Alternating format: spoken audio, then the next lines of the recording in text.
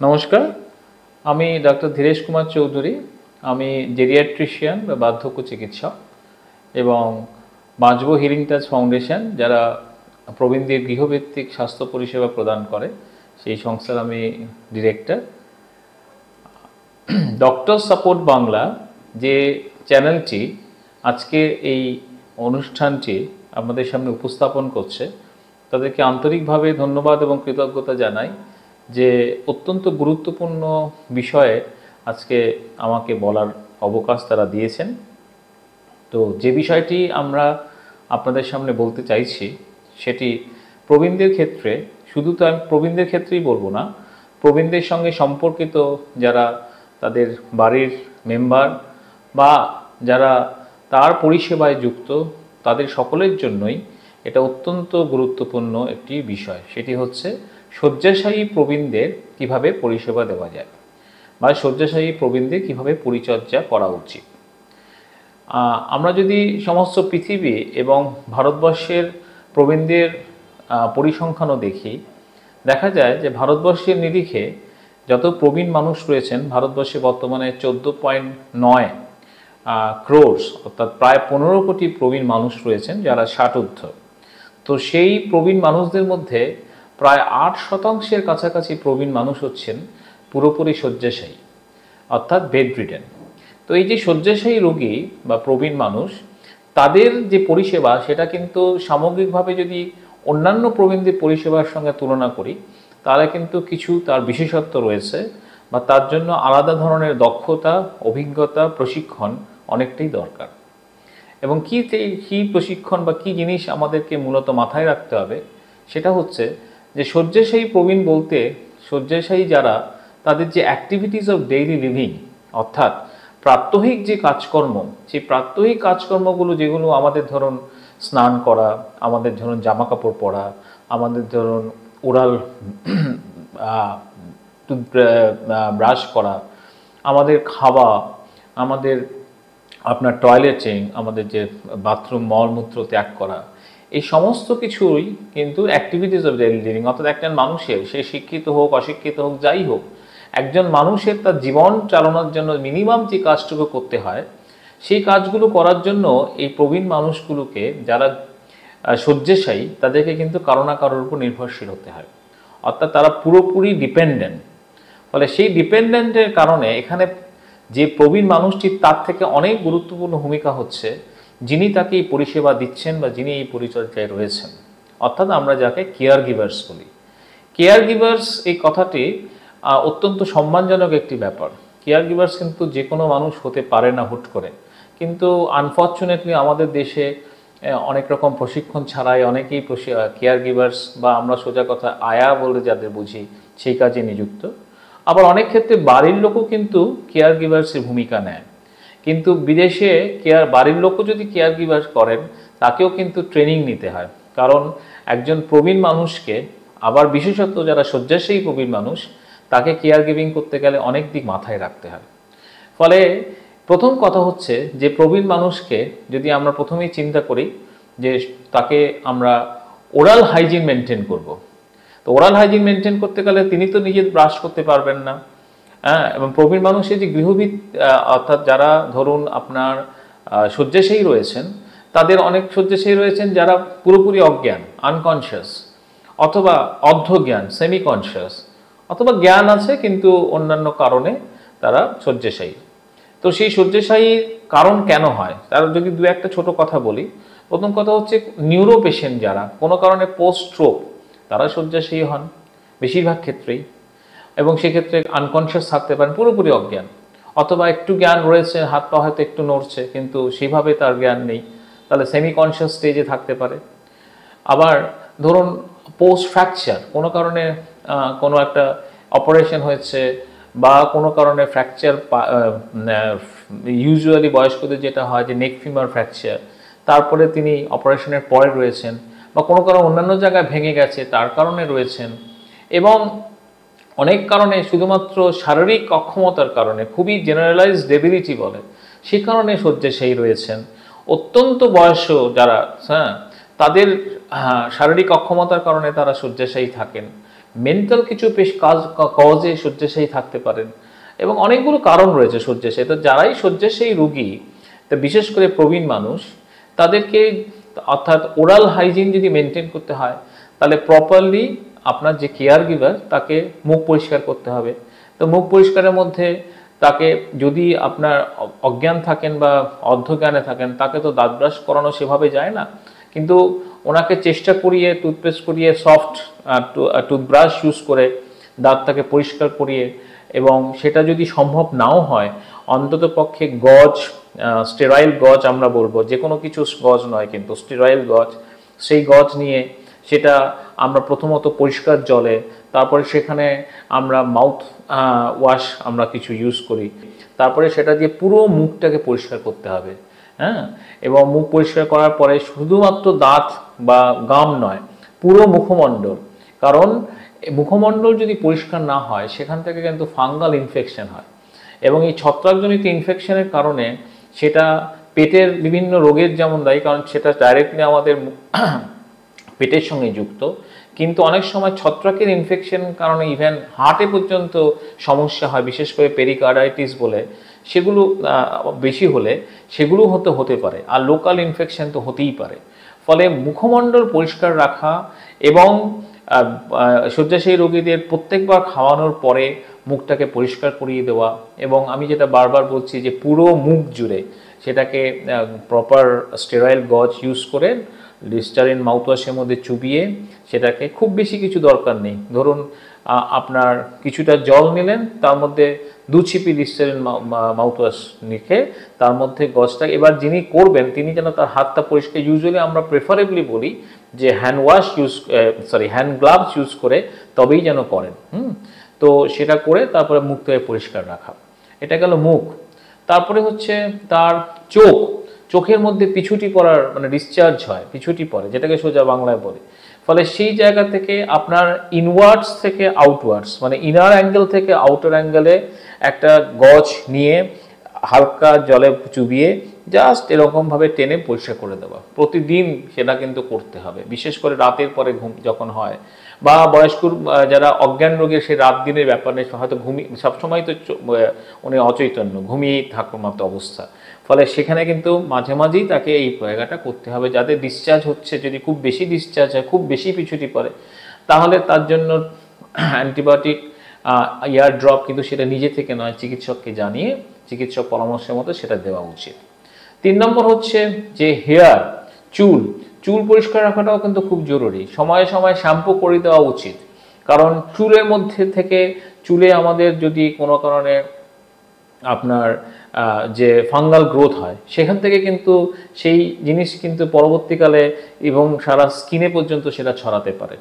ফলে চুলকে পরিষ্কার করা এবং একটা নির্দিষ্ট ইন্টারভালে শ্যাম্পু করিয়ে দেওয়া, সেটাও কিন্তু অত্যন্ত গুরুত্বপূর্ণ একটা দিক। তারপর হচ্ছে স্কিনের যত্ন, বিশেষত যেহেতু তারা ওভাবে স্নান করানো যায় না, তাদেরকে আমরা স্পঞ্জ করাতে হয়। স্পঞ্জ কিন্তু করাতে গেলে প্রত্যেকটা পুরো মুখ থেকে শুরু করে সারা বডিতে স্পঞ্জ করাতে হবে, এবং স্পঞ্জ করানো কিন্তু ওই শুধুমাত্র গুলিয়ে নেওয়া নয়, পরিষ্কারভাবে একটা সুতির যে কোনো গামছা জলের মধ্যে চুবিয়ে ভালোভাবে স্পঞ্জ করাতে হবে, এবং দিনে একবার স্পঞ্জ করানোটা অত্যাবশ্যক। যতই তিনি শুয়ে থাকুক, যার জ্ঞান না থাকুক, কিন্তু স্কিন পরিষ্কার রাখাটা খুব ইম্পর্টেন্ট। কিন্তু এখানে আরেকটা জিনিস আমরা আমাদের দৈনন্দিন প্র্যাকটিসে দেখি, সেটা হচ্ছে যে বয়স্ক বিশেষ করে শয্যাশায়ী রোগীদের ক্ষেত্রে আমাদের আয়ারা, তাদের কি ধারণা জানি না, তারা প্রচুর পাউডার দিয়ে রাখেন বিভিন্ন জায়গায়, মানে গলায় পাউডার, এখানে বগলে পাউডার, আমাদের কুঁচকিতে পাউডার, মানে পাউডারে ভর্তি। ওটা কিন্তু অত্যন্ত ক্ষতিকারক। ওনাদের ধারণা হয়তো পাউডার দিয়ে রাখলেই সব কিছু হয়ে গেল, একদমই না। কারণ পাউডার বেশি দিলে আমাদের যে পোর্সগুলো থাকে সেগুলো বন্ধ হয়ে যায়, সেই বন্ধ হওয়ার দরুন সেখান থেকে ইনফেকশন হয়, এবং ছত্রাকজনিত ইনফেকশন এই কারণে অনেক বেশি হয়। এবং বয়স্কদের স্কিন যেহেতু অনেক বেশি সেন্সিটিভ, ফলে সেই স্কিনে থেকে ক্রনিক ফাঙ্গাল ইনফেকশন আমরা দেখেছি অনলি বিকজ অফ এই যে না জেনে প্রপারলি স্কিন পরিষ্কার না রাখা, অত্যধিক পাউডার ইউজ করা, এগুলো কিন্তু কোনোভাবেই কিন্তু কাম্য নয়। আমরা কি নিজেরা যখন আমরা ব্যবহার করি তখন কি অত্যধিক পাউডার ব্যবহার করে? নিশ্চয়ই না। তাহলে এটা কেন একজন বয়স্ক শয্যাশায়ী রোগীর ক্ষেত্রে হবে? কখনোই সেটা কাম্য নয়। তারপরে হচ্ছে জেনিটাল এরিয়া, অর্থাৎ আমাদের যে মলমূত্র ত্যাগের যে জায়গাগুলো, যাদের ক্যাথিটার রয়েছে, বিশেষত শয্যাশায়ী যারা আপনার আনকনশিয়াস বা সেমি কনশিয়াস বা শয্যাশায়ী রোগীদের ক্ষেত্রে মূলত ক্যাথিটার দেওয়া থাকে মূলত। তো সেই ক্যাথিটার যদি দেওয়া থাকে, সেটা যদি আমাদের ফলিস ক্যাথিটার হয় তাহলে তো ভেতর দিয়ে দেওয়া আছে, আর কন্ডম ক্যাথিটার হলে বাইরে থেকে দেওয়া থাকে। কন্ডম ক্যাথিটার হলে ইউজুয়াল নিয়ম হচ্ছে যে প্রতিদিন অন্তর সেটাকে পাল্টানো। এবার সেটা ইকোনমিক্যাল ব্যাপার রয়েছে, সবসময় হয়তো হয়ে ওঠে না, কিন্তু একটা কন্ডম আমরা বলবো যে অন্তত 2 দিনের বেশি কখনোই কাম্য নয়। কারণ কন্ডোমের সেখান থেকেও কিন্তু ইনফেকশন, এবং কন্ডোমের সেই জায়গা থেকে, বিশেষ করে কন্ডোম তো পুরুষ মানুষদেরই হবে, ফলে সেখানে পেনিসের এরিয়াতে ইনফেকশন হয় এবং ঘর্ষণে সেখানে চামড়া উঠে যায়, সেখান থেকে লিশন হয়, এরকম জিনিস দেখা গেছে।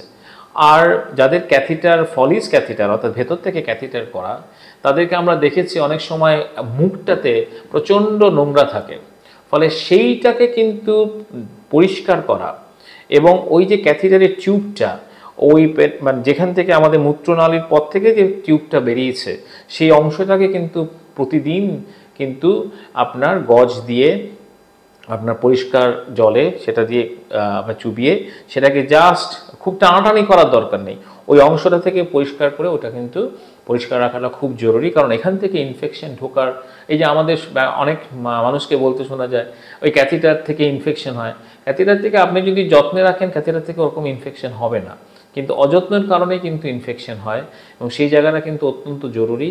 এবং যেখানে ইউরো ব্যাগে জমে সেটা কিন্তু খেয়াল রাখাটা আমাদের কেয়ার গিভারদের শিখিয়ে দিতে হবে, কতটা ইউরিন আউটপুট হচ্ছে সেটা কিন্তু মেজার করা খুব জরুরি। তো সেখানে দাগ আছে, সেই পরিমাপটা হিসাব করে রাখা, ডাক্তারকে জানানো, এবং ইউরোব্যাকে লক্ষ্য রাখা মূত্রের বর্ণ কীরকম হচ্ছে, মূত্র কীরকম, অনেক সময় খুব সেডিমেন্ট পড়ে, মূত্র যদি কম হচ্ছে, মূত্র যদি ঘন রং হচ্ছে, তাহলে কিন্তু চিকিৎসককে জানাতে হবে। মূত্রের পরিমাণ যদি কম হয় চিকিৎসককে জানাতে হবে, সেটা কিন্তু অত্যন্ত জরুরি একটি বিষয়। এবং আর হচ্ছে আপনার আমাদের যে কুঁচকি ইনগুইনাল রিজিয়ন, সেখানে কিন্তু পরিষ্কার করাটা খুব জরুরি। বয়স্ক পুরুষদের শয্যাশায়ীদের স্ক্রোটাল এরিয়া, সেখানে পরিষ্কার রাখাটা খুব জরুরি, সেখান থেকে ইনফেকশন হয়। মহিলাদের যোনির চারপাশটা পরিষ্কার রাখা সেটাও খুব জরুরি। অনেক সময় পিউবিক হেয়ার যেগুলো, আমরা সবসময় বলি যে ওগুলোকে কেটে রাখবেন যাতে ওই জায়গাটা পরিষ্কার থাকে, কারণ সেখান থেকে ইনফেকশন হয়ে গিয়ে এমনকি পরে গিয়ে সিস্টেমিক ইনফেকশন হয়ে যায়, সেখান থেকে কিন্তু অনেক মানে অন্য শরীরে সর্বত্র ছড়িয়ে যাওয়ার সম্ভাবনা, যখন রক্তের মাধ্যমে সেই ইনফেকশনটা ছড়ায়। তাহলে এই জায়গাটাও খুব জরুরি। আর হচ্ছে ফিডিং, তো বয়স্ক যারা শয্যাশায়ী, যারা আনকনশিয়াস সেমিকনশিয়াস, তাদের তো রাইলস টিউব দিয়ে খাওয়াতে হয়। ফলে রাইলস টিউব কথাটা অনেক সময় আমরা উচ্চারণে ভুল করি, রাইলস টিউব আমাদের ধারণা থাকে ভাত ঢোকানো হয়, না, রাইলস টিউব, RYLE', রাইলস টিউব। এই রাইলস টিউব যখন ফিডিং করানো হয়, সেই ফিডিংটা যদিও আপনার হোম সিস্টার বা তাদের তত্ত্বাবধানে করা উচিত। তো প্রথমত নিয়ম হচ্ছে রাইলস টিউবে যে যখন ফিডিং করাবেন তখন প্রথমে আপনার দেখতে হবে যে কোনোভাবে যেন হাওয়া না ঢোকে, আমাদের যে ফিডিং সিরিঞ্জ সেখানে দিয়ে যেন কোনোভাবে হাওয়া না ঢোকে। এয়ার ঢুকলে পরে এটা ফ্ল্যাচুলেন্স হয়, ফুলে ওঠে আমাদের পেটে, তো সেই জায়গাটা প্রথম দেখা। 2 নম্বর হচ্ছে ফিডিং করার আগে আমরা টেনে দেখিনি, যদি 50 সিসির বেশি আসে তাহলে কিন্তু ওই ফিডিংয়ের ওইটা স্কিপ করতে হবে, মানে ওই সময়টা। যদি তার কম আসে তাহলে আমরা ফিডিং দেব।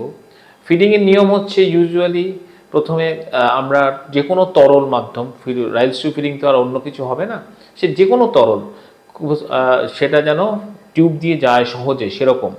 তো সেই ফিডিংয়ে যে কোনো আপনার তরল বলতে দুধ হতে পারে, আমাদের নিউট্রিশনাল বিভিন্ন সাপ্লিমেন্ট হতে পারে, ডালের জল হতে পারে, এরকম যে কোনো তরল কিছু আমরা খাওয়ানোর, সেটা ডাক্তার বলে দেন কি কি খাওয়াতে হবে। তো ইউজুয়ালি 200 ml আমরা ওই জিনিস দেব, 50 ml তারপরে আবার নর্মাল প্লেন ওয়াটার দেব, এটাই হচ্ছে নিয়ম।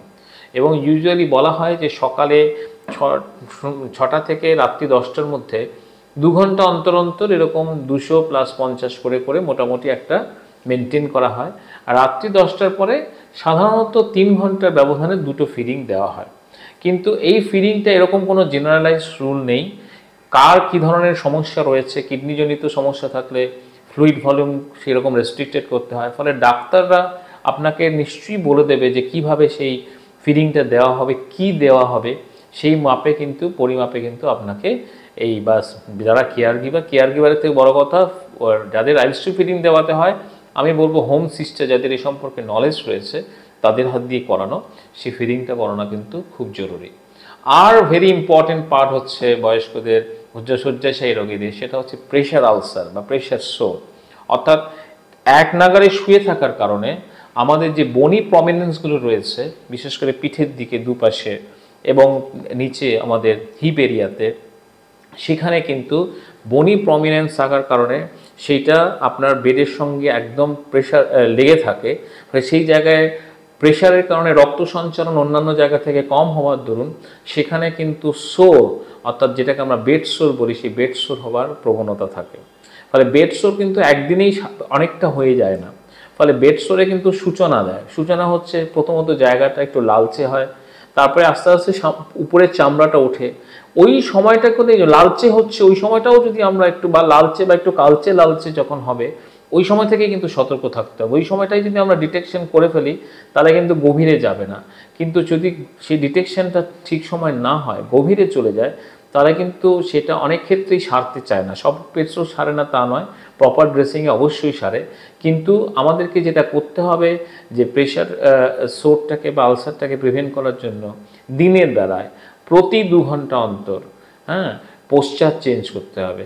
সোজা শুয়ে থাকলে ডান পাশ শুয়ে থাকলে 2 ঘন্টা পর আবার সোজা করে, আবার তারপর এটাকে বাঁ পাশ, এইভাবে পোস্চুরাল চেঞ্জটাকে যদি করা যায় তাহলে কিন্তু প্রেশার স্লো হওয়ার সম্ভাবনা অনেকটাই কমে যায়। আরেকটি হচ্ছে যে বিছানার চাদর থেকে অনেক সময় কুঁচকে থাকে, আমরা খেয়াল করি না বা ইচ্ছাকৃত ওভারলুক করে যাই। ওই কুঁচকোনো জায়গাগুলো থেকে কিন্তু এই চাপ প্রেশারটা বেশি পড়ে ওই জায়গাগুলোতে, ওখান থেকে সোর হওয়ার সম্ভাবনা থাকে। ফলে বিছানার চাদর হবে টান টান এবং সেখানে সব জায়গাতে সমান, কোনো জায়গায় কুঁচকোনো থাকবে না।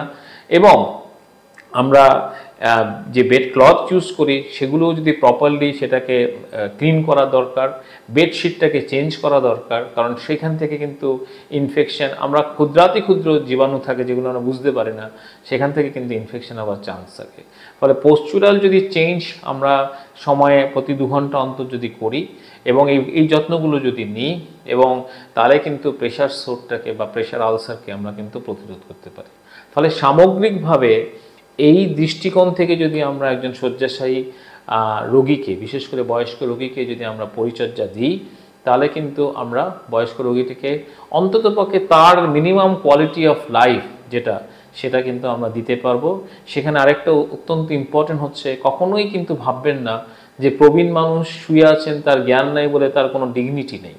ফলে অনেক সময় আমরা হাসপাতালে অনেক এরকম দেখেছি বা অনেক জায়গাতে দেখেছি, লোকজনের সামনে অনেক কিছু জামা কাপড় চেঞ্জ করছে, এক্সপোজ করছে। কখনো উচিত নয়, কারণ তিনি যতই অজ্ঞান থাকুক আর যাই থাকুক, তার কিন্তু উপযুক্ত সম্মানটা রয়েছে। ফলে প্রাইভেসি ভেরি ইম্পর্টেন্ট কি ফ্যাক্টর। ফলে এই সমস্তগুলোকে খেয়াল রেখে আমরা একজন শয্যাশায়ী প্রবীণ মানুষকে ভালো পরিচর্যা দিতে পারবো। যদি আগামী দিনে আপনাদের আর কোনো জিজ্ঞাসা থাকে, আপনারা চ্যানেলের মাধ্যমে আমাদের সঙ্গে যোগাযোগ করতে পারেন। প্রত্যেক প্রবীণ মানুষ ভালো থাকুক, সুস্থ থাকুক, এই কামনা করি।